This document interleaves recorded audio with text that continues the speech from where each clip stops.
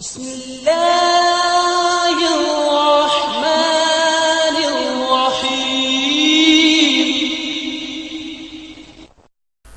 اعوذ باللہ من الشیطان الرجیم بسم اللہ الرحمن الرحیم الا ان اولیاء اللہ لا خوف علیہم ولا هم يحزنون الذین آمنوا وكانوا يتقون۔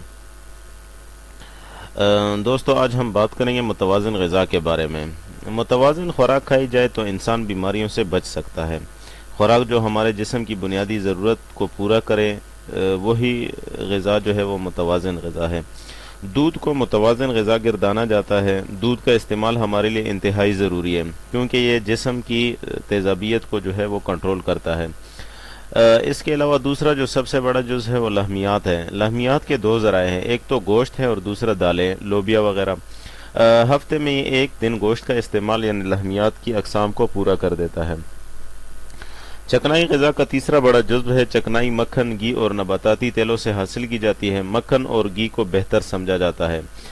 جو لوگ محنت مشقت کرتے ہیں ان کو چکنائی زیادہ استعمال کرنے میں کوئی حرج نہیں ہے۔ متوازن خوراک میں چوتھا نمبر وٹامنز کا ہے۔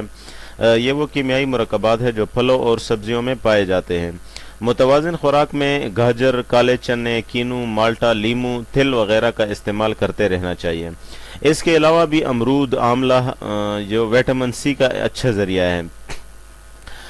گاجر کا سالن، گاجر کا جوس اور بطور سلاد گاجروں کا استعمال کرنے سے انسان میں جو ہے وہ وٹامن اے کی کمی جو ہے وہ واقع نہیں ہوتی۔